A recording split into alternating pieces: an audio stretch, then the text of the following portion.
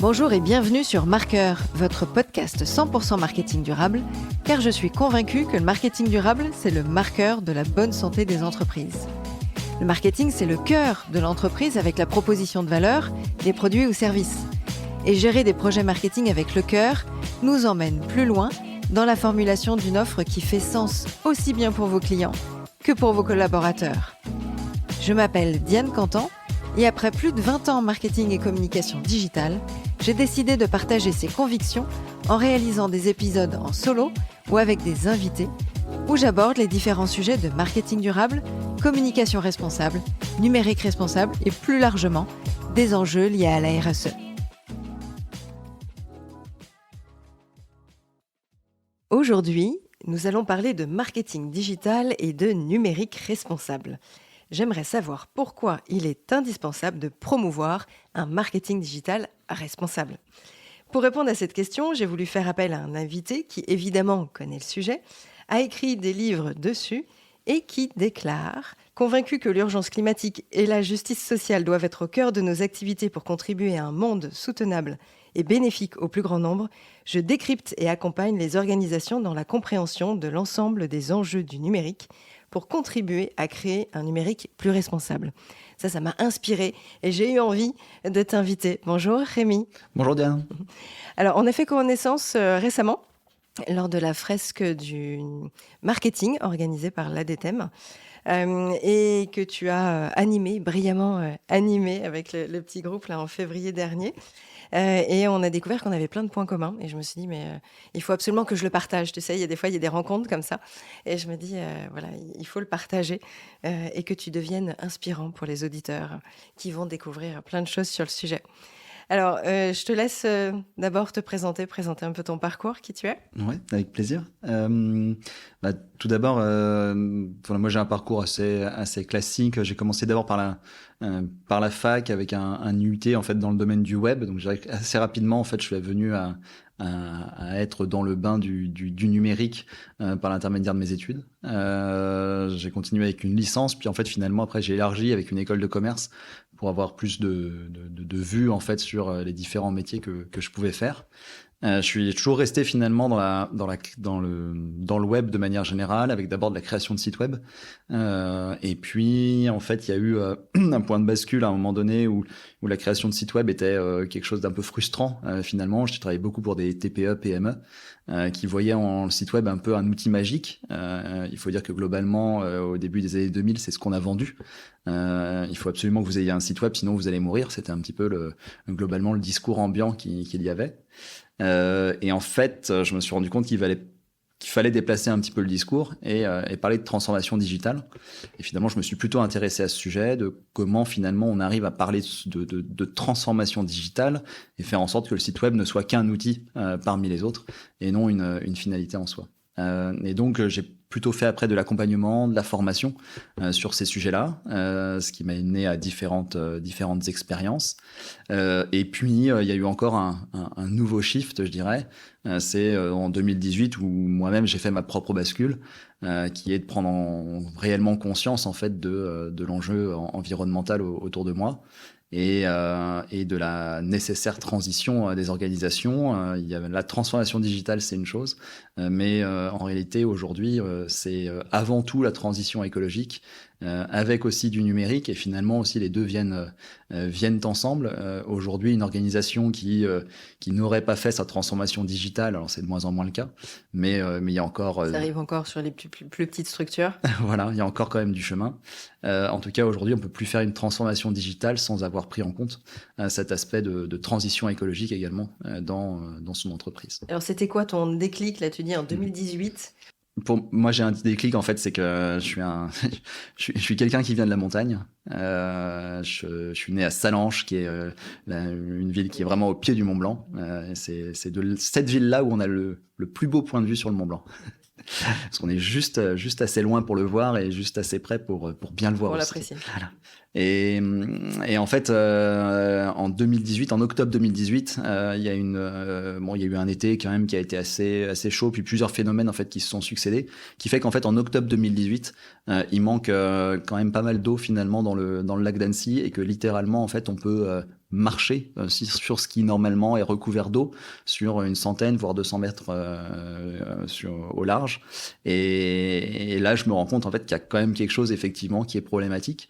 Ça a toujours été sous-jacent parce qu'en réalité aussi, en venant de la montagne, moi j'ai toujours peu aimé le ski, on va dire, parce que moi j'ai surtout vu la montagne l'été, avec des tranchées assez énormes en fait dans la forêt pour faire passer les pistes de ski ou les remontées mécaniques, avec des bassines d'eau également qui viennent défigurer globalement le paysage. Et je pense que quand on grandit là-dedans, en fait, et que l'été, c'est marrant, en fait, de se mettre sur les télésièges pour jouer, mais en fait, on se rend bien compte qu'il y a un problème et que c'est des éléments qui sont incohérents dans la nature, et que ça vient en fait percuter finalement l'environnement. Donc, je pense que l'ensemble de ces choses font qu'à un moment donné, ben voilà, il y a eu cette bascule et ce déclic de se dire bah, comment est-ce que je peux en fait repenser sans doute le discours, sans tout jeter, parce qu'encore une fois, c'est aussi un discours qui est dans l'économie, que l'économie fait partie de notre vie, et notre manière en fait de vivre. Donc du coup, il faut comment est-ce qu'on peut réconcilier tout ça? Et depuis 2018, on va dire que j'essaye peu à peu de trouver les moyens de réconcilier ces sujets. Donc il y a eu d'autres actions derrière que tu as mis en place.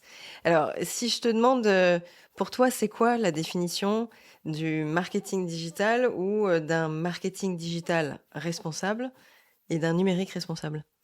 De marketing responsable, numérique responsable, c'est pour moi en fait il y a surtout l'enjeu de remettre le vivant et donc la planète au cœur en fait des principes qui régissent ces activités. Quand on a dit ça, on a dit pas mal de choses et en même temps pas grand-chose. Ça reste très très large, mais je crois que c'est quand même finalement le fondement. C'est-à-dire que euh, on veut on veut essayer de trouver beaucoup de bonnes pratiques, de trouver plein de moyens concrets de le définir, mais en réalité, si on regarde de manière très élargie, tout ce qu'on doit faire dans nos entreprises, c'est prendre en compte le vivant et donc la planète au cœur de nos activités. Et je vais expliquer de manière assez simple. En fait, aujourd'hui, pour qu'une entreprise elle aille bien, il faut qu'elle ait des salariés qui aillent bien. Et pour que les salariés aillent bien, globalement, il faut un environnement qui aille bien. Moi, je reviens toujours au même sujet, c'est quand il fait 45 degrés dehors, ce qui est arrivé les étés derniers, globalement, c'est que le climat va pas bien.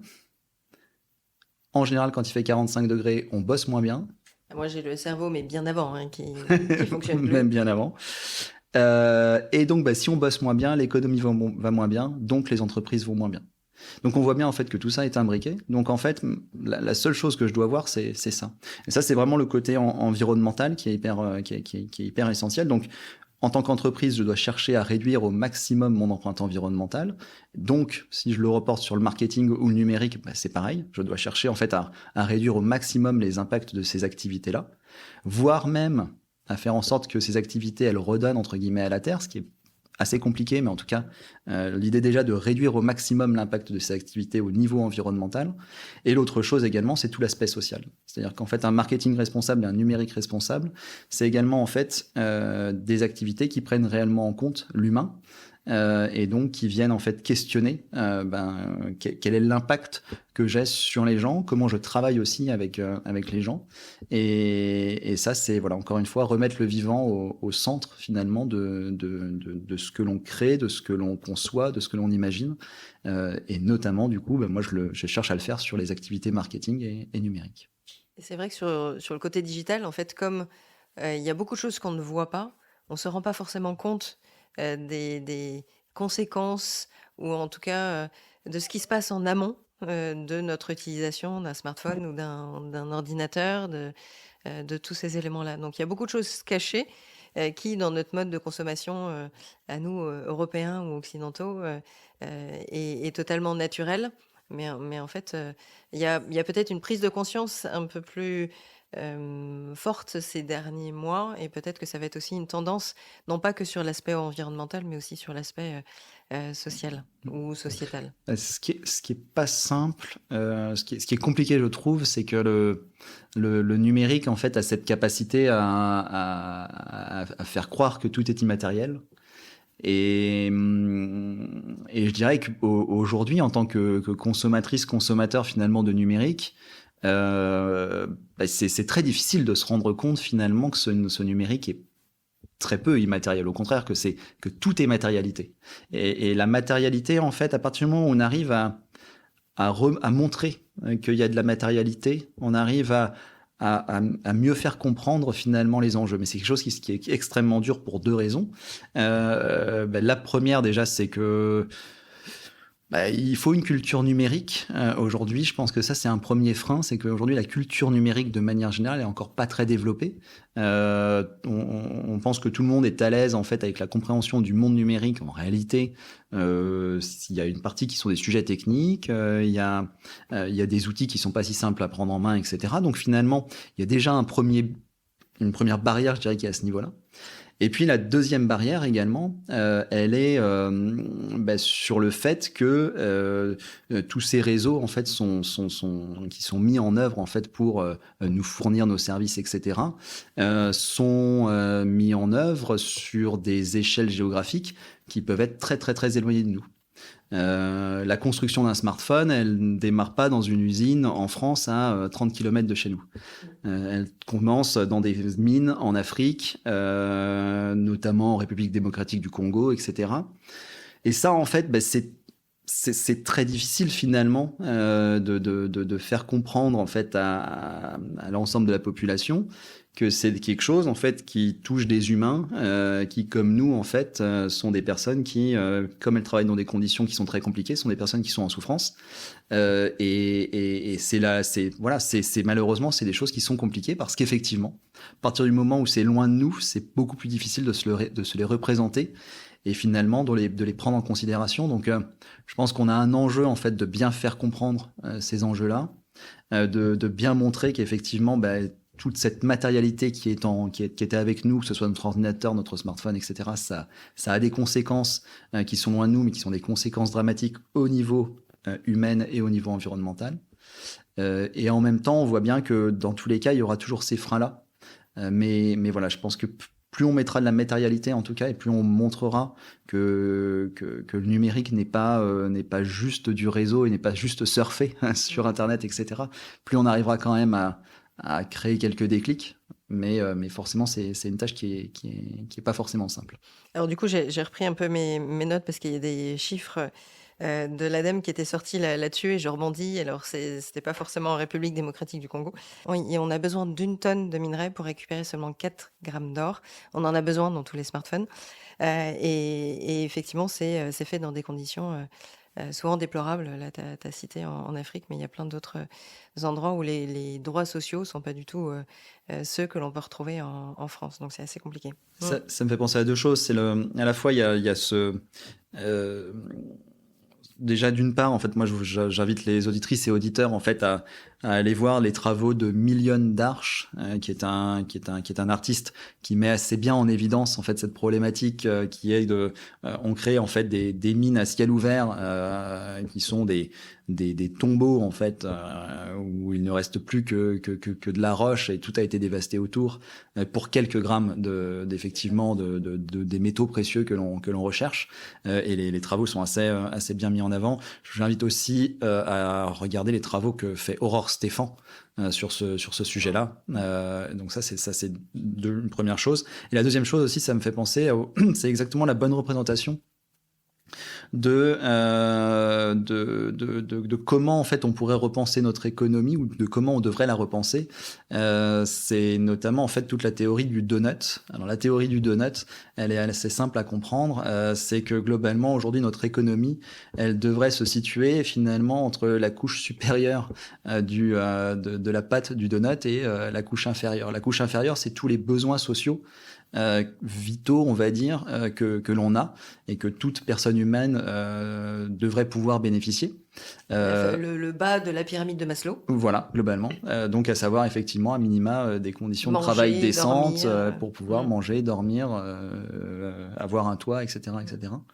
Et puis, en haut du donut, en fait, est ce qu'on ne doit pas dépasser. Donc, finalement, donc ça, c'est juste l'économie là où elle doit se situer, juste au-dessus.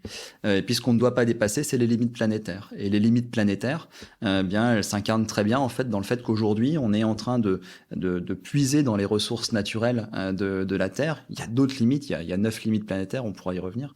Mais au moins, en tout cas, une des limites, c'est les ressources naturelles, en fait, qu'on est en train d'épuiser. Et en fait, à force de creuser dans la terre, à un moment donné, on va se rendre compte que les ressources, elles sont finies. Et d'ailleurs, on s'en rend compte déjà.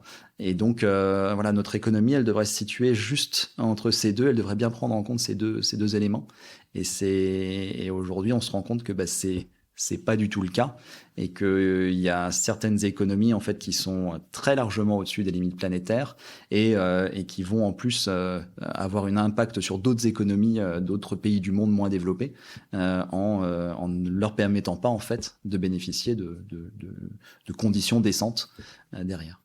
Alors c'est un peu pour ça qu'il faut changer les business models ou en tout cas que les dirigeants d'entreprise, et si ce n'est pas les dirigeants, ce sont les collaborateurs eux-mêmes qui doivent brandir leur pancarte et avancer et être motivés là-dessus. C'est un petit peu ce qui t'a motivé à animer les fresques du marketing en disant il faut aussi qu'on parte au cœur de l'entreprise, parce que tu vois, mon podcast s'appelle Marqueur, mais c'est aussi parce que le market est pour moi au cœur de toute l'offre de l'entreprise. Est-ce que c'est ce qui t'a motivé à animer ou autre chose ? Complètement. Moi, je viens du marketing. J'ai plutôt embrassé le marketing digital et après, par extension, le numérique responsable. Le marketing digital, en fait, se focalise beaucoup sur la partie promotion, finalement, des produits, promotion du produit par les outils digitaux. Le marketing est quelque chose de plus large. Le marketing, c'est bien effectivement, comme tu le disais, quelque chose qui est au cœur finalement des entreprises, où on va agir sur la stratégie produit, la stratégie prix, la stratégie de distribution et la stratégie de promotion de nos offres. Si on reste que sur les 4 P. Si on reste que sur les 4 P, ouais. Et moi, en même temps, c'est vrai que j'aime bien rester sur les 4 P parce qu'en fait, c'est aussi, je crois, toujours en fait notre devoir quand on en parle à l'extérieur finalement, de devoir aussi montrer que des messages simples pour faciliter les bascules.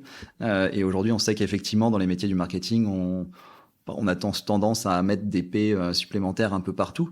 Et en même temps, les P supplémentaires qu'on ajoute, ils sont peut-être pas au service d'un marketing réellement responsable, mais on pourra en reparler.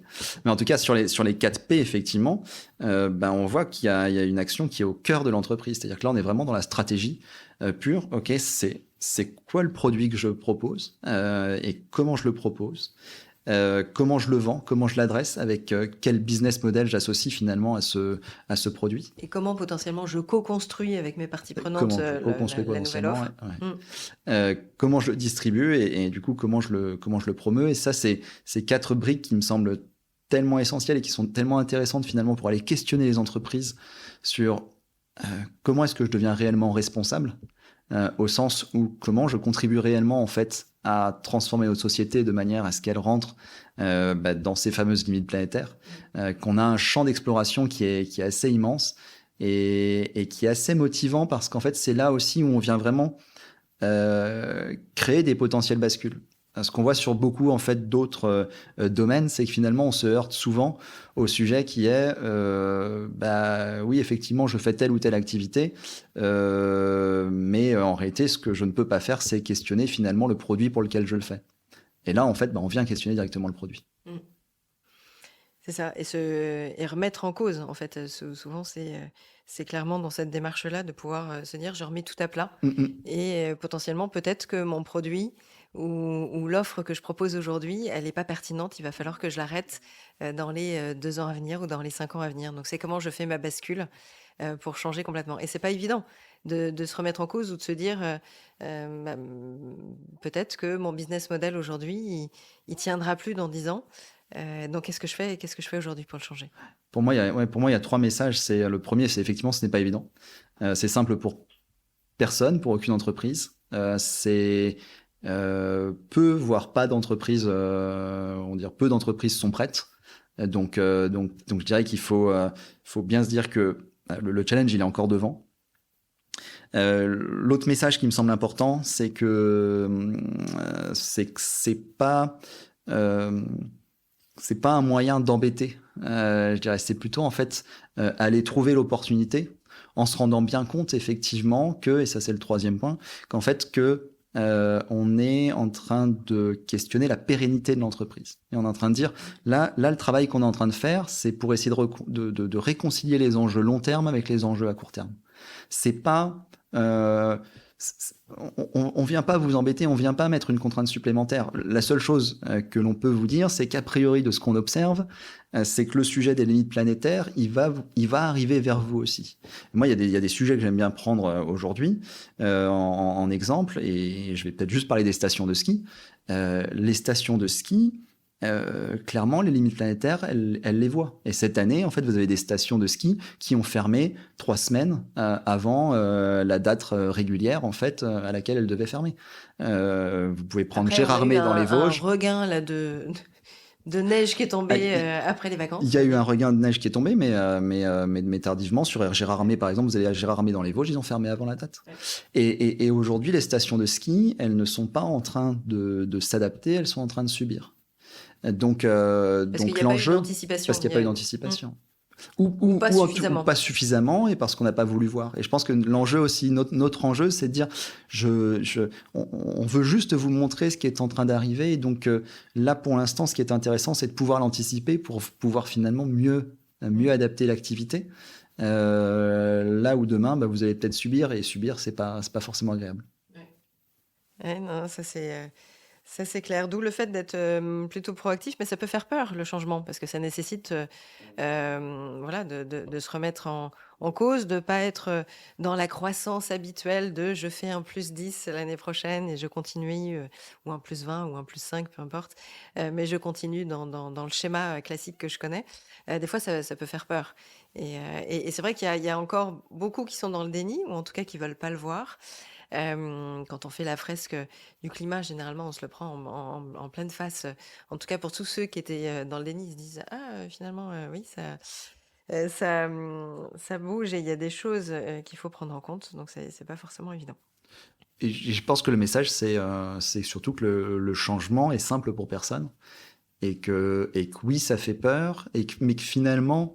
ce dont on devrait avoir le plus peur, c'est finalement ce qui va se passer dans horizon 5 à 10 ans. Et en même temps, je dis 5 à 10 ans, on voit quand même des emballements climatiques, un emballement des phénomènes climatiques qui sont très rapides. Donc l'horizon, on le connaît, on n'est peut-être pas si sûr que ça de vraiment le connaître. Encore une fois, quand on voit les canicules qu'on a pu subir, et je pense qu'il faut qu'on arrive aussi à avoir une mémoire longue. Alors quand je dis une mémoire longue, une mémoire à 6 mois. Hein. C'est-à-dire qu'encore une fois, jusqu'à fin septembre cette année, en 2023, jusqu'à fin septembre, il faut qu'on se souvienne qu'il faisait plus de 30 degrés dans notre chez nous, quoi, plus de 30 degrés en fait à fin septembre, et qu'on a eu des canicules en plein cœur du mois d'août qui ont été terribles. Et ça, je pense qu'il faut qu'à chaque fois on revienne à ça en se disant oui, ça a eu des conséquences sur l'économie. Et c'est arrivé près de chez nous. Et c'est arrivé près de chez nous. Ouais, parce qu'il y avait ça sur les années précédentes. Voilà, c'était, c'est de l'autre côté de la planète, c'est quand même assez loin. Bon, la France, on est protégé. Regardons, et là aussi un autre exemple que j'aime bien prendre en compte, qui illustre bien les limites planétaires, à savoir cette fois-ci l'épuisement en ressources d'eau. Quand on regarde ce qui se passe en Catalogne aujourd'hui, on est en train de construire un terminal dans le port de Barcelone pour accueillir des bateaux-citernes, parce qu'en fait, depuis 3 ans, les ressources en eau s'épuisent, et que là, on est à un tel stade de sécheresse que cette fois, on demande aux habitants et aux entreprises de réduire leur consommation d'eau. Quand on vous demande de réduire votre consommation d'eau en tant qu'entreprise, dépendant de votre activité, vous êtes plus ou moins impacté. Un hôtelier aujourd'hui, c'est quelqu'un qui est grandement impacté par cette demande. Et hôtelier ou autre. Et quand on connaît l'activité en fait touristique à Barcelone, forcément, quand en tant qu'hôtelier on me demande de réduire ma consommation d'eau, c'est mon activité qui est directement impactée. On va plomber, là on va perdre. Non, mais c'est justement moi, l'objectif c'est de pas plomber, c'est de se rendre compte. Pour moi, c'est vraiment se rendre compte. Je suis pleinement optimiste. Ouais. Mais justement, mais si on arrive à se rendre compte, du coup, ça invite à se dire, ok, comment je regarde en fait, comment je transforme. Et on sait qu'aujourd'hui, il y a des moyens de transformer. Et c'est ça qui est intéressant, c'est ok, comment j'ouvre la porte pour me dire, allez, j'ose explorer finalement d'autres façons de faire, en me disant que c'est pas simple, en me disant que oui, ça remet en cause ma stratégie d'entreprise, que oui, ça va venir créer des frictions, etc. Que ça va pas se faire en un jour. Auquel tu penses? Il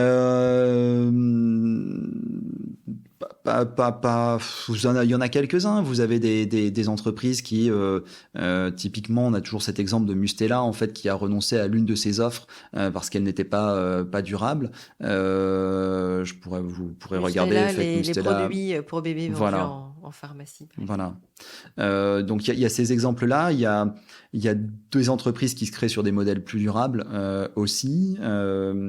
Il y a pas énormément d'exemples, mais en tout cas, ce qui est certain, c'est que aujourd'hui, si on regarde les entreprises responsables qui se créent, elles vont intégrer en fait ces enjeux-là dès le départ. On peut penser par exemple à une entreprise comme 1083, on pourra en reparler tout à l'heure, qui crée des jeans et des vêtements fabriqués en France et qui essaie d'intégrer tous ces éléments en fait de la chaîne. Et en fait, on voit que eux essayent d'intégrer ces éléments-là dès le départ et c'est plus facile pour eux qui se créent en fait au départ. Et sur des entreprises en fait qui sont plus anciennes, c'est voir comment elles peuvent intégrer cela. Après, on peut penser quand même à des offres que Decathlon ou comme Eram également mettent en place, qui vont plutôt chercher à valoriser l'usage plutôt que le produit. Quand je pense à Eram, je pense à l'offre de la marque Bocage qui propose de la location de chaussures. Quand on part sur la location de chaussures, en fait, on rentre dans un système qui est différent, en fait, où on va pas chercher à vendre du produit, mais plutôt proposer en fait un usage qui fait que on va essayer de faire rentrer dans un cercle entre guillemets vertueux un produit, dans le sens où l'objectif va être de le mettre en circulation, puis de le faire revenir pour le reconditionner, puis de le remettre en circulation, etc., etc. Et c'est vers ces tendances-là qu'il faut aller peu à peu. Un produit, en fait, quel est le problème d'un produit aujourd'hui principalement? Alors bien sûr qu'il y a ses conditions de fabrication, mais c'est le fait aussi qu'un produit devient quasiment de manière inévitable un déchet. Et en fait, c'est ça qui fait que on atteint la limite, c'est parce qu'un produit devient un déchet et que le produit devenant un déchet est appelé du coup à renouveler un nouveau produit. Et à chaque fois, on reste sur un produit, sur un cercle qui est j'extrais, je produis, je consomme, je jette et je renouvelle, etc. Ouais. Alors justement, peut-être que c'est l'occasion qu'on parle de ton livre, le grand livre du marketing digital. Alors moi, j'ai la deuxième édition de 2020 qui est là au milieu de nous. J'ai apporté pour bien que tu aies la preuve qu'il y a 15 000 encoches dedans. Je vois qu'il est annoté. Exactement, ça c'est la preuve que j'ai trouvé plein de choses pertinentes du coup bien avant de te connaître. Et alors, tu avais fait la première en 2018. Ouais. Et puis là, il y a la dernière édition qui date de septembre 2023. Est-ce que tu as vu une grande évolution, justement, soit par des exemples, soit par des mentalités entre ta première et là, la toute dernière édition? La première chose qui me semble importante, au-delà des aspects environnementaux et sociaux, c'est l'hyper-complexification des choses. C'est-à-dire que... Pour nous, marketeurs, c'est ça ? Ouais. De toute façon, si on regarde il y a 15 ans en arrière, c'était relativement simple de faire du marketing digital parce qu'il n'y avait pas en fait tant de canaux de diffusion que ça disponible, qu'à partir du moment où on avait fait un site internet et qu'on avait compris comment faire du référencement naturel, globalement, déjà, on avait fait la moitié du travail. Et puis après, il y a les réseaux sociaux qui se sont ajoutés. Et puis d'un réseau social, on est passé à 2, à 3, à 4, à celui qui propose uniquement du texte, à celui qui est hyper spécialisé sur la vidéo, à celui qui est spécialisé sur la photo, etc., etc. Et en fait, peu à peu, on va dire que le panel d'outils du marketeur, on va dire, c'est ouvert. Et en même temps en s'ouvrant du coup à apporter de la complexité parce que il devient de moins en moins facile finalement de maîtriser l'ensemble de ces métiers-là. La chaîne marketing digital en fait elle est devenue très complexe parce que l'outillage est très très dense et que ça oblige aussi, et alors ça vient aussi questionner toujours cette même logique en fait de croissance, c'est-à-dire à chaque fois, on voit qu'on est obligé d'ajouter en fait des couches finalement, et que les entreprises sont amenées et sont appelées à utiliser de plus en plus de canaux pour communiquer encore plus, pour aller atteindre des cibles qui sont disséminées sur finalement plein de canaux différents. Et donc la difficulté aujourd'hui, c'est comment en tant que marketeuse et marketeur, finalement, je peux m'approprier l'ensemble de ces outils pour construire une stratégie cohérente. Donc voilà, il y a de l'hyper spécialisation, je dirais, qui s'est créée au fil du temps, et qui fait que si il y a des expertes et experts finalement de chaque sujet, et en tant que garant, on va dire, de la stratégie digitale, c'est de moins en moins facile finalement d'avoir cette capacité à embrasser tous les sujets. Ce qui n'est pas forcément évident pour des petites boîtes ou des PME, parce Voilà. qu'il n'y a pas la maîtrise, ou en tout cas, il n'y a pas la capacité d'avoir plein de métiers différents au sein de l'entreprise, voilà, où chacun va avoir sa ça demande spécialité. beaucoup de veille, ça demande beaucoup effectivement de capacité à devancer finalement là où il faudrait être demain, quelque part. Après, par contre, ce qui est aussi un petit peu rassurant, c'est qu'à la fois tout bouge et rien ne bouge.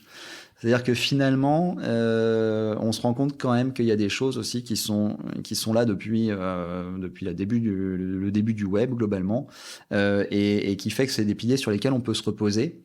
Et ça vient aussi finalement, je trouve, réconcilier ces enjeux court terme et long terme. À court terme, en fait, on voit que beaucoup de choses changent, parce que encore une fois, il y a des nouveautés à droite à gauche, des nouveaux formats, des nouveaux réseaux, et que du coup tout ça on peut s'en saisir.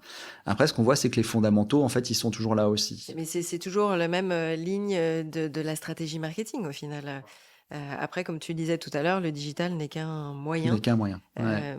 Mais à partir du moment où on est attentif à sa cible, c'est-à-dire à son client, à son prospect, et qu'on pense pour lui, et qu'on se met à sa place, après, peu importe le moyen, le média ou le canal. Sans être sur une pression trop forte en marketing. Moi, j'aime pas trop. Tu sais, quand tu es agressé sur le site internet avec 15 000 Ouais. pubs qui t'arrivent, des pop-up qui s'enclenchent, des vidéos qui se mettent de suite. Et est-ce que toi, tu as vu une évolution entre ta première édition, donc qui est quand même il n'y a pas si longtemps que ça, et là, en intégrant quelques conseils plus responsables, tu vois, d'un market digital un peu plus responsable?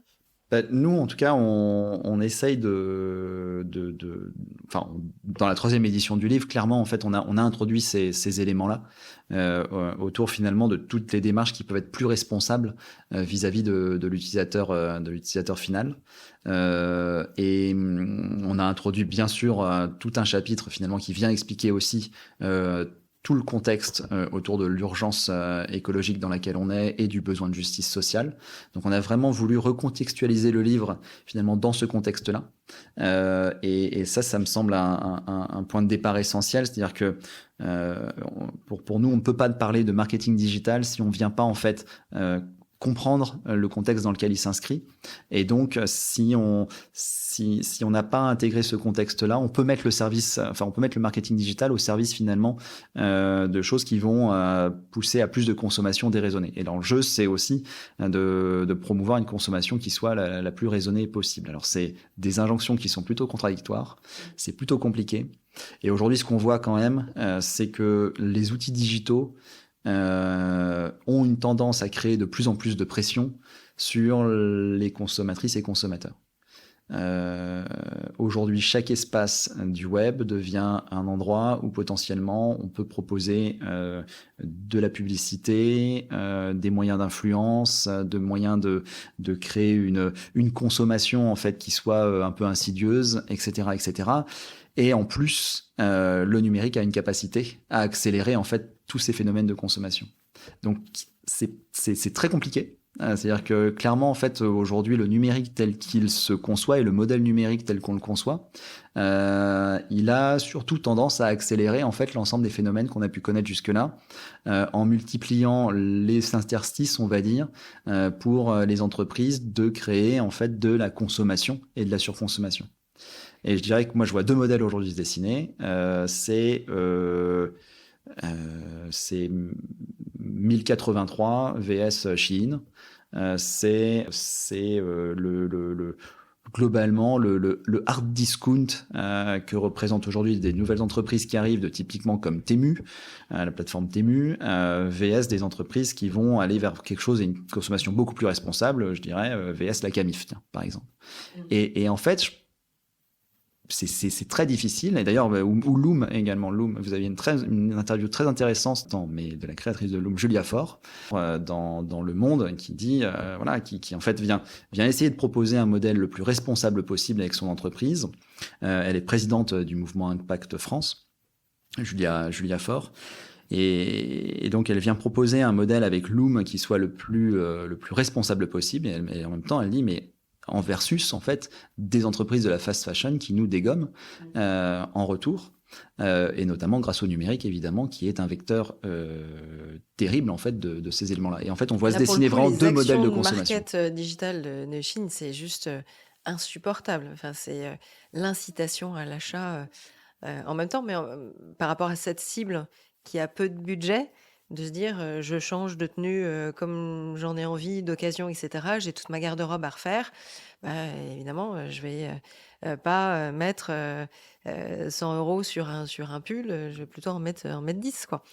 Donc c'est assez compliqué à faire changer les mentalités, plutôt des jeunes, d'être dans cette action durable. En fait, il y a souvent deux volets dans la jeune génération. Il y a ceux qui sont engagés, qui se rendent compte et qui ont envie d'agir correctement, mais ils n'ont pas forcément les moyens. Et puis il y a tous ceux qui ne prennent pas conscience parce qu'ils sont attirés par toutes ces actions de market digital et ils tombent dans le piège direct. Enfin, tu vois, moi, c'est la partie que je supporte pas dans le market. J'ai fait une intervention très récemment dans une agence de publicité et en fait, c'est justement à ces agences, à nous, marketeuses, marketeurs de manière générale, en fait, et à toutes les personnes qui sont à la base du marketing, d'être à l'origine, d'être à l'initiative de ce qu'on peut appeler les nouveaux récits. Aujourd'hui, moi, je crois que, c'est ça qui est formidable finalement dans les métiers du marketing, c'est que on peut être à la fois sur le volet stratégie produit, donc quel produit en fait j'imagine, et en même temps sur la stratégie promotion, comment en fait je fais rêver de quelque chose. Et très clairement, en fait, si aujourd'hui on a des comportements de consommation qui sont tels qu'ils sont, c'est pas parce que les gens sont déraisonnables par nature. Pour moi, en fait, ça c'est une vue de l'esprit et on voudrait faire porter aux consommateurs quelque chose qui n'est pas de son ressort. C'est créer l'envie, c'est créer le besoin. Au final, si on a envie d'acheter le même sac à main que la copine, c'est parce qu'on l'a vu, parce que on a vu des influenceurs ou des influenceuses avec, parce que on l'a vu à la télé, dans des séries ou je sais pas quoi, et qu'on se dit il me le faut. Et au final, est-ce qu'il me le faut réellement? Est-ce que j'en ai réellement besoin? Ce qu'on dit souvent, c'est qu'effectivement, dans tous les cas, en tant qu'entreprise, j'ai besoin de construire avec mes consommateurs. Donc, quand même, effectivement, ces notions de sensibilisation, comment je peux les amener peu à peu, etc., c'est essentiel. Et en même temps, en tant qu'entreprise, de toute façon, clairement, c'est moi qui porte la responsabilité du produit que je distribue et de la manière, en fait, dont je le promeux. Et ces choses sont intimement liées, bien sûr. Et donc, en tant qu'agence de publicité, bien, mon rôle, en fait, c'est extrêmement dur, c'est de questionner pour qui je travaille. Et donc, pour quel produit, en fait, je vais créer les publicités les plus formidables, pour quels usages. Et donc, ça questionne, en fait, le fait de est-ce que je peux renoncer à tel ou tel client. Pour toutes les entreprises, c'est extrêmement compliqué. Pour toutes les entreprises de service, aujourd'hui, l'empreinte d'une entreprise de service, donc typiquement une agence de pub, alors bien sûr que ces créations, elle peut les questionner. Quand on fait là un tournage de publicité et que le tournage il est délocalisé à des endroits lointains, bien sûr que ça a une empreinte. Alors maintenant avec l'IA, on peut imaginer on y reviendra un décor. avec l'IA. Ouais. mais même ça, c'est une chose. Mais surtout en fait, ce qui aura le plus d'impact, c'est finalement le client pour lequel je travaille et donc le produit que je promeux. Et donc, effectivement, c'est là en fait qu'il faut avoir cette interrogation. Mais ce qui est formidable, c'est que du coup, le renoncement en fait demain, il va apporter des choses aux entreprises. On peut pas renoncer à tout, mais on peut peut-être renoncer en fait au fur et à mesure. On peut pas renoncer à tout maintenant, mais justement l'entreprise qui va renoncer aussi maintenant à travailler avec certains types de clients et qui va le faire au fur et à mesure, elle va clairement prendre de l'avance par rapport aux autres.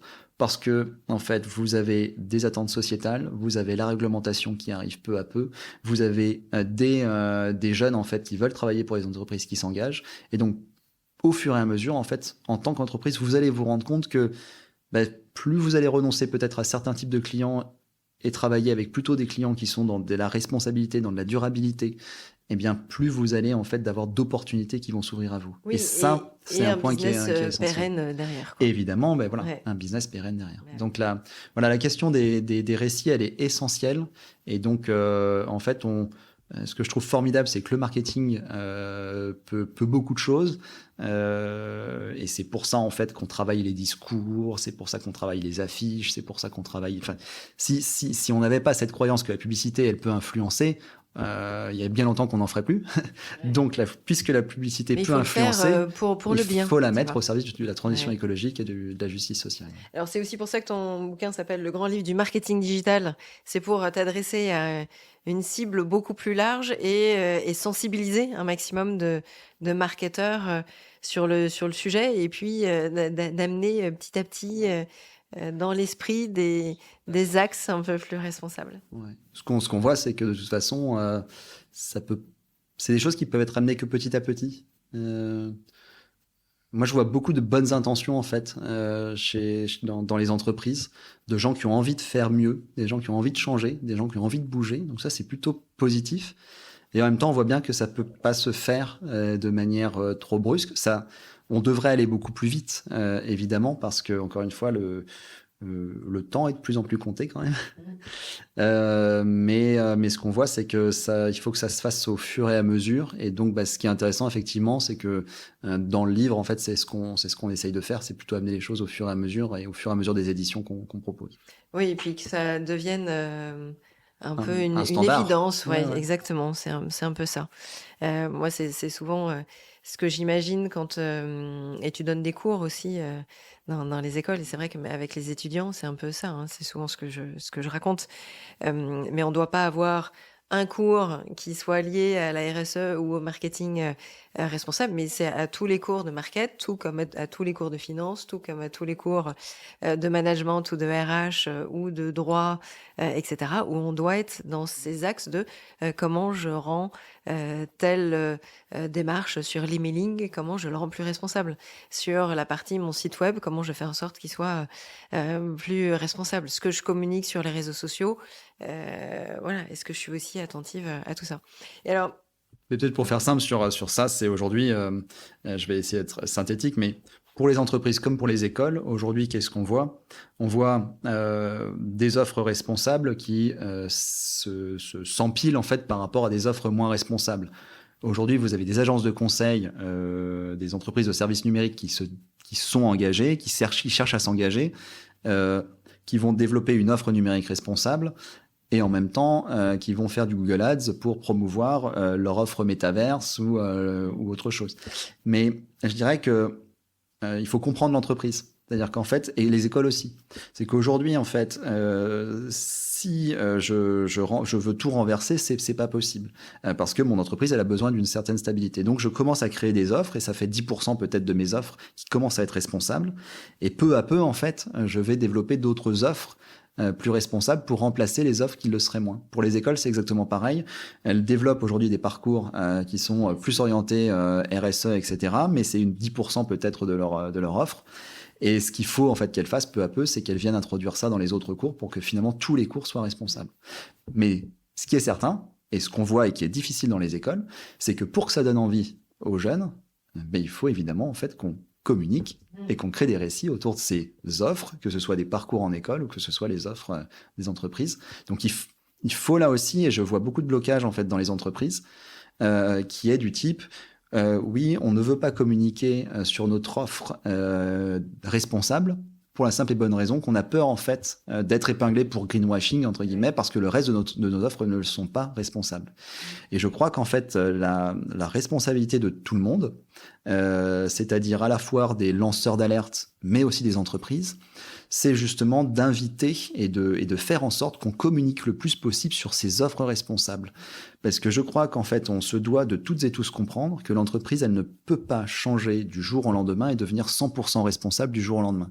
Mais ce qui est certain, c'est que si on l'invite, si on l'incite, si on l'encourage à communiquer sur ces offres responsables, de fait, les gens vont s'intéresser à ces offres responsables. Et donc, si les gens s'intéressent à ces offres responsables, les entreprises, demain, elles seront plus en capacité d'aller développer ces offres-là et de moins développer les offres qui ne le sont pas. Faut que ça bouge, c'est la théorie des petits pas, des petites réussites. Et comme ça, on avance forcément.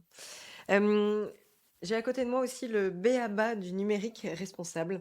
52 semaines pour devenir une entreprise plus inclusive, éthique et durable. Qu'est-ce que tu as voulu mettre en avant là dans ce livre-là? Ici, on est vraiment sur Avec un tes sujet co-auteurs. avec ma co-autrice et mon co-auteur. On est vraiment sur sur un travail qui est vraiment sur le sujet du numérique responsable. J'ai travaillé 3 ans, j'ai accompagné pendant 3 ans l'Institut du numérique responsable entre 2020 et fin 2022 sur ces sujets-là. Et l'idée en fait de ce livre justement est là aussi, comme pour le grand livre du marketing digital, bien repositionner le sujet. Dire voilà, en fait, on a un modèle numérique qui s'intègre dans un contexte d'urgence environnementale et de justice sociale. Et aujourd'hui, il y a plein de principes qu'on ne respecte pas quand on déploie au sein des entreprises, quand on déploie des services numériques, quand on déploie des infrastructures. Il y a beaucoup de principes en fait qu'on a oubliés, qui sont liés encore une fois au respect des limites planétaires et au respect et au fait de mettre l'humain au centre. Et donc, finalement, on allait chercher à faire comprendre l'intérêt de remettre tous ces éléments-là au centre de l'activité et à proposer des solutions concrètes pour pouvoir le faire. Donc, on est en même temps sur l'éco-conception des outils numériques, mais aussi l'hébergement, le contenu, enfin un peu la totalité. Donc, plein de conseils à découvrir. Voilà. Et l'enjeu, c'est de montrer que le numérique est une des briques de nos activités, une des briques de plus en plus essentielles. Et qu'à ce titre, du coup, elle doit alors à la fois communiquer avec l'ensemble des autres services de l'entreprise, bien sûr, et trouver les moyens finalement de changer la manière dont elle se déploie. Le numérique, encore une fois, n'est pas immatériel. Il se doit d'être accessible au plus grand nombre et en même temps de servir bien des produits ou des services qui soient utiles à toutes et tous, respectueux de nos limites planétaires et qui puissent du coup ne pas non plus être la solution à tous nos problèmes, parce qu'il y a aussi cette problématique aujourd'hui, c'est qu'on a tendance à croire que le numérique finalement est la solution à tous nos maux, et c'est pas le cas. Donc c'est replacer le numérique à sa juste place et avec les justes valeurs pour en faire quelque chose qui soit bénéfique pour la société. Alors, est-ce que tu as un exemple de conseil ou d'astuce pour une boîte sur cette partie numérique? Sur cette partie numérique, c'est vraiment à chaque fois, c'est ce que je viens de dire, c'est s'interroger. Et c'est ça qui est pas facile. C'est-à-dire qu'aujourd'hui, pour toute entreprise, et parce qu'on a créé un imaginaire autour de ça, on a commencé à introduire le fait que quand il y avait un problème au sein de l'entreprise, il fallait que le numérique puisse y répondre. Et la difficulté aujourd'hui qu'on a, c'est d'arriver à se reposer la question et de se dire, et si je faisais sans le numérique? Et en fait, aujourd'hui, je pense que l'enjeu, il n'est pas de développer des nouvelles choses, c'est plutôt de voir comment ce qu'on a fait jusque-là, on pourrait peut-être le faire mieux. Et puis, tous les problèmes en fait qui arrivent, comment on peut peut-être les faire sans numérique, parce qu'en réalité, on a déjà énormément de couches. Moi, c'est ce que j'ai tendance à dire. Le numérique était quand même une promesse libératrice en fait, on va simplifier un certain nombre de choses, on va simplifier la communication dans les entreprises, on va simplifier les process. Quand même tendance à croire qu'aujourd'hui, pas grand monde se sent beaucoup plus libre en entreprise que ce qui était auparavant. C'est-à-dire que, mais moi, l'exemple que j'ai qui est tout simple, c'est Avant, en fait, on s'échangeait des courriers, on se passait des coups de fil et on parlait aux voisins dans le bureau d'à côté. Aujourd'hui, ça n'a pas disparu, mais en plus, vous avez la visio, l'outil de messagerie instantanée du type Slack ou du type Teams. Vous avez les emails, évidemment, et puis vous avez aussi maintenant les groupes WhatsApp professionnels qui fleurissent. Et donc, vous avez 15 000 groupes WhatsApp sur votre messagerie, alors qu'en plus, c'est aussi votre moyen de messagerie perso, ce qui fait que vous recevez des messages à toute heure. Enfin, voilà, donc en fait, cette promesse libératrice, voilà, on voit qu'elle n'est pas si réelle. Donc moi, vraiment, le conseil que je pourrais donner vraiment aux entreprises, c'est questionner. Comment je peux faire autrement et pourquoi ce serait pas mieux finalement de faire autrement. Oui, et ça ramène aussi au dialogue, à l'échange. On a de plus en plus de boîtes qui utilisent le télétravail et les Français apprécient ce télétravail aussi. C'est 7 journées ou c'est 2 jours dans la semaine, mais c'est comment faire en sorte que le téléphone ou que les chats, etc., puissent être fermés de temps en temps, qu'on soit pas que dans l'immédiateté de la réponse dans les 2 secondes, mais c'est de se dire, voilà, je suis en train de produire, donc je réfléchis, je fais travailler mon cerveau et du coup, je mets tout le reste en off pendant 2 heures. Donc, D'ailleurs, si je veux un conseil, un bon conseil pour les entreprises, c'est un conseil simple pour toutes et tous, c'est s'interroger sur le fameux répondre à tous ou la mise en copie. Ouais. On a une culture en fait de la mise en copie et du répondre à toutes et tous, enfin du répondre à tous, qui est dramatique et en fait qui encombre tout le monde. Et rien que déjà ça, c'est un bon premier pas en fait de se dire ok, c'est quoi la politique dans l'entreprise quand on envoie un email en fait, à qui je l'adresse, est-ce que je mets quelqu'un en copie ou non.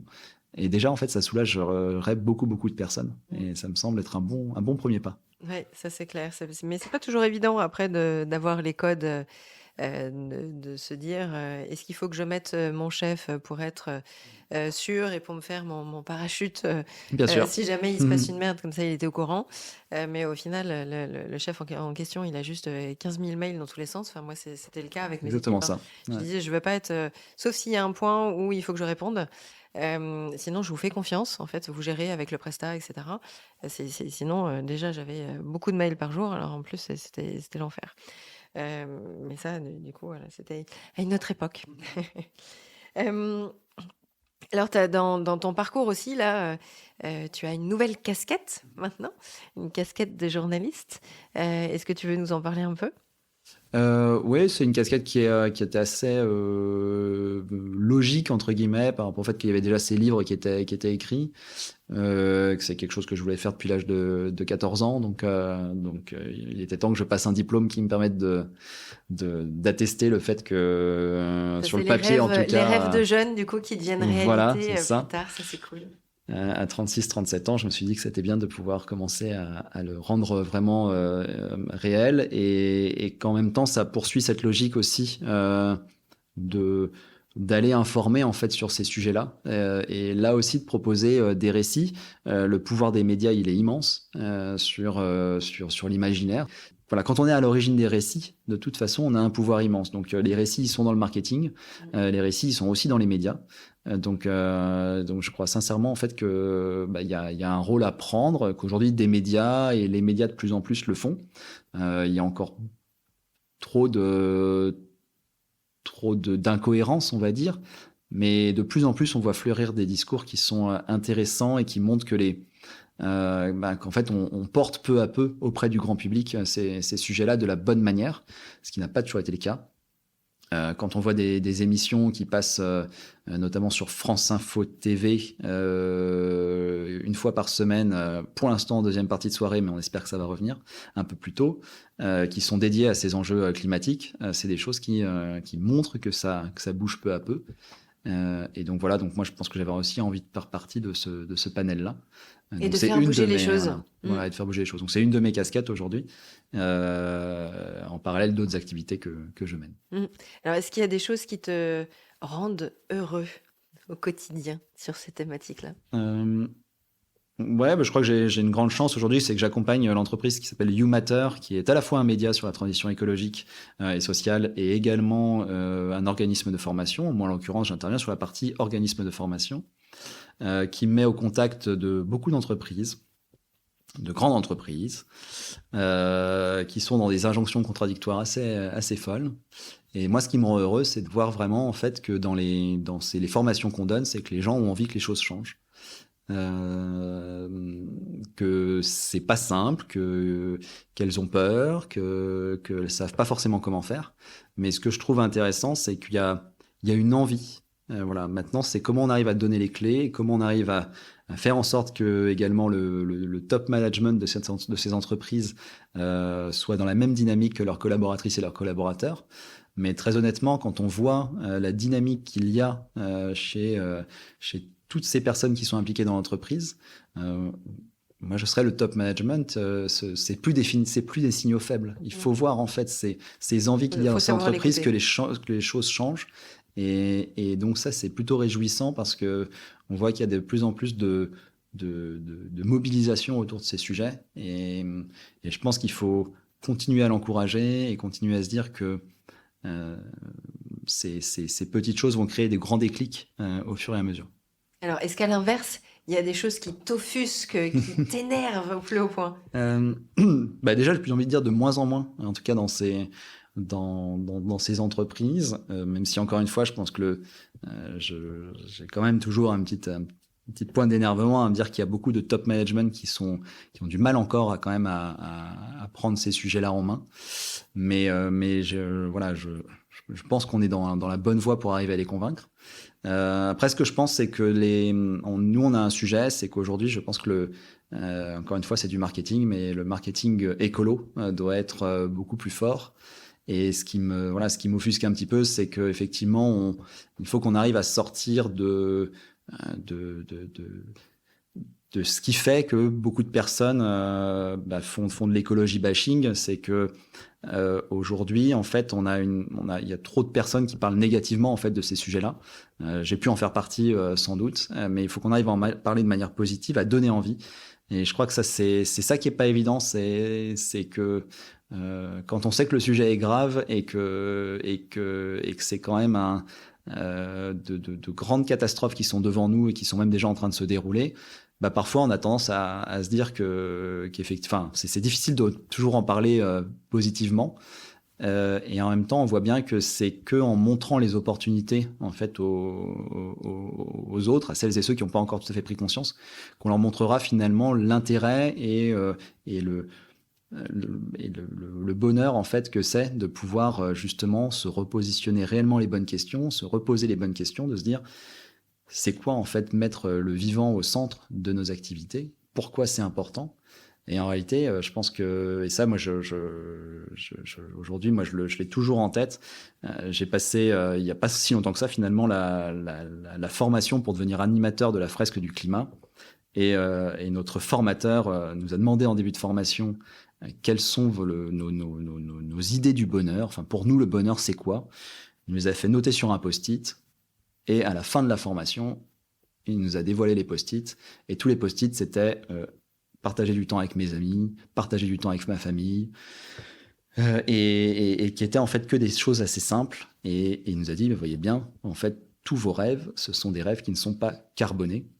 Et donc, en fait, la seule chose... Des rêves faciles à mettre en œuvre. Faciles à mettre en œuvre et qui ne demandent pas, en fait, d'aller puiser des ressources naturelles, d'aller esquinter la planète comme on peut, etc., d'aller tuer le vivant. Non, ce sont que des choses, en fait, qui nous rapprochent du vivant. Et donc ça, c'est ce qu'il faut qu'on arrive à montrer, en fait, c'est que on a un peu oublié le vivant, en fait, dans toute cette histoire, en pensant que le bien matériel, en fait, allait nous apporter le bonheur, et qu'on est rentré dans une société de confort, mais à l'extrême, et qu'en fait, ça n'a pas de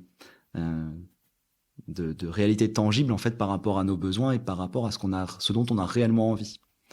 Et ça, c'est notre rôle en tant que marketeur, c'est justement de remettre ça au centre, parce que en tant que marketeur, a priori, il y a des choses qu'on a mal fait avant, donc ce serait bien qu'on le refasse mieux aujourd'hui. Bon, les auditeurs pourront ajouter dans les commentaires de l'épisode qu'est-ce qui les rend heureux pour eux, c'est quoi leur bonheur. J'aimerais revenir sur un point. Tout à l'heure, tu as parlé un petit peu d'IA, on en a rapidement parlé, et du coup, j'aimerais que tu me dises, toi, avec ta vision, qu'est-ce que ça va changer ou qu'est-ce que ça change déjà pour les marketeurs, et cet axe IA et en même temps métavers. Ce qui est pas évident avec ces sujets, c'est que c'est encore des choses qui viennent accélérer nos Là, on l'a pratiques. vu, hein, sur 2023 avec ChatGPT, ça a été Voilà. exponentiel. Donc la question, c'est encore une fois à quoi on va mettre tout ça au service de. Enfin, c'est-à-dire que si c'est au service de plus et plus de consommation, ça va être compliqué. J'essaie de pas voir la face trop sombre en fait de ces outils, mais force est de constater que ça pose beaucoup de questions. En fait, quand on voit des agences qui commencent à sortir des offres spécialement basées sur l'IA en disant c'est pratique parce que ça va réduire vos coûts en tant que client, on va pouvoir produire pour vous des campagnes plus facilement. En fait, je suis pas certain qu'on aille dans la bonne direction. Au contraire, ça veut dire que derrière, en fait, il y a des gens qui vont être moins bien payés, il y aura moins de marge pour les entreprises, il y aura moins d'interlocuteurs. Et en fait, en réalité, on voit bien qu'on reste dans ce cycle qui est, encore une fois, toujours le même cycle, à savoir la recherche du volume. Et quand on est dans un cycle volumique, à vouloir toujours produire plus, on voit bien qu'on cherche à réduire les coûts. C'est exactement ce qui se passe. Et plus on va réduire les coûts, en fait, et plus finalement tout le monde va être perdant, parce qu'on va produire toujours plus. Et quand on produit toujours plus, comme j'ai pu le dire, a priori, on atteint les limites planétaires. Donc voilà, donc je dirais qu'aujourd'hui, en fait... il y a un petit côté, c'est presque impossible de pas y aller parce qu'en fait, on voit bien qu'il y a des pratiques qui se développent et donc demain, moi, il faut que je sois en capacité de comprendre comment adopter ces outils-là. En même temps, ce que je crois aussi, c'est qu'il y a un système, encore une fois, qui est... Ce sera difficile de trouver une pérennité en fait avec ces outils qui ont tendance à toujours tout accélérer. Et qu'à un moment donné, en fait, on va faire peut-être un peu marche arrière. Et ce qui est intéressant aussi, c'est que les entreprises qui n'utiliseront pas l'IA vont aussi être des entreprises qui pourront en fait montrer leur différenciation avec sans doute une valeur beaucoup plus forte que celles qui automatisent tout via ces outils-là. En tout cas, savoir utiliser ces outils-là est un enjeu assez fort si on veut, dans tous les cas, être en capacité d'être un bon interlocuteur demain. Bien. Est-ce qu'il y a d'autres points que tu aimerais aborder avant que je passe à ma séquence classique ? Non, c'est bien. Non, c'est bien. Ouais, on a déjà papoté un petit moment. Alors, on va passer à ma séquence classique que je pose à mes invités.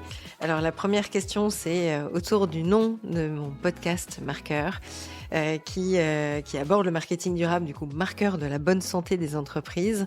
Et puisque, voilà, comme je l'ai évoqué, le marketing, pour moi, il est au cœur de l'ensemble de l'offre de l'entreprise. Et aussi, quand on fait les choses avec le cœur, on embarque les gens plus loin.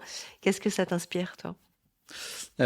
Toujours la même chose, c'est ce rapport au vivant et au non-vivant, et en fait ce rapport finalement à ce qui nous entoure. Ce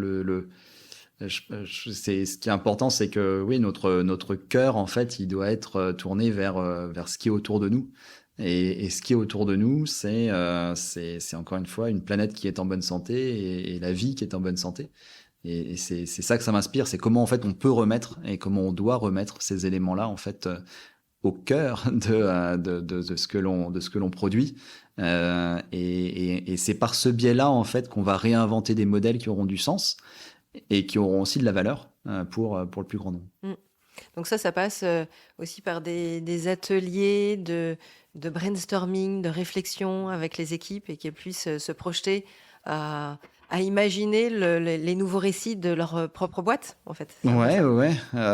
C'est un point. C'est se reconnecter au vivant aussi. Moi, je suis beaucoup là-dedans, mais parce qu'en fait, c'est très intéressant quand on commence à reprendre les principes du vivant. Vous avez des entreprises comme Lumia, par exemple, qui font ça très très bien, notamment qui ont co-développé une formation qui s'appelle la Butterfly School et qui vraiment en fait vous remontre en fait comment les principes du vivant peuvent être des sources d'inspiration pour nos entreprises et que c'est aussi pour ça que la nature fonctionne bien, qu'elle a un cycle vertueux. Alors notamment il y a des choses qui sont assez formidables qui sont du type le vivant en fait n'est pas suroptimisé. C'est-à-dire qu'en fait, nous, on cherche à tout suroptimiser aujourd'hui dans toutes les activités qu'on fait. Et quand on regarde le vivant, c'est pas forcément le cas. Je vais prendre juste un exemple. La photosynthèse des arbres. Si en fait les arbres cherchaient à capter le maximum de carbone qui est dans l'atmosphère, en fait, les feuilles des arbres ne seraient pas vertes. mais elle serait noire. Et ça, je trouve que c'est un exemple formidable en fait de se dire ah oui tiens, nous en fait, prend juste ce qu'il faut pour voilà. Et nous, on cherche un peu à tout capter. Donc ça, c'est un des exemples. Et en fait, les principes du vivant sont assez intéressants parce que finalement, on se rend compte qu'effectivement, c'est des choses qu'on a oubliées. Et comme on les a pas prises en compte, c'est sans doute pour ça qu'on atteint les limites planétaires. Mienne. Et alors, est-ce que tu as un éco-geste que tu aimerais partager ? Pro ou perso ? Pro ou perso, j'en reviens souvent à ces mêmes conseils, qui est pour moi, est-ce que mon premier éco-geste, en fait, c'est surtout de me dire est-ce que j'ai besoin de cette chose qui, a priori, me fait envie. Et puis, si j'en ai vraiment besoin, est-ce que son alternative seconde main n'existe pas quelque part ? Parce que si elle existe quelque part, ça veut dire que le produit est déjà produit, donc autant que j'aille vers ce qui existe déjà plutôt que de faire peser en fait sur nos ressources la création d'un nouvel objet. Et ça, c'est pas forcément évident. Du coup, c'est l'acronyme BISOU. Voilà, exactement. Le besoin, l'immédiat. Est-ce que j'ai quelque chose de semblable déjà qui m'interroger sur l'origine du produit avant de l'acheter et est-ce que c'est vraiment utile. Ça marche. Est-ce que tu aurais un invité auquel tu penses ? Je n'ai pas le nom de l'invité, mais un ou une future invitée. Moi, je pense que ce serait bien d'avoir quelqu'un d'une agence de pub parce que je trouve ça assez intéressant parce que clairement, moi, je trouve que c'est aussi des bons moyens de montrer que d'une part, il y a des personnes engagées dans ces entreprises et que justement, elles font face à plein d'injonctions contradictoires.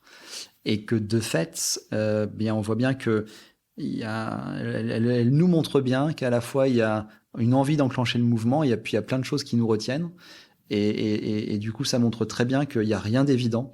Et je pense que c'est vraiment essentiel en fait, c'est que toujours quand on parle de ces sujets-là, on ne fait pas tout bien, mais on ne fait pas tout mal non plus.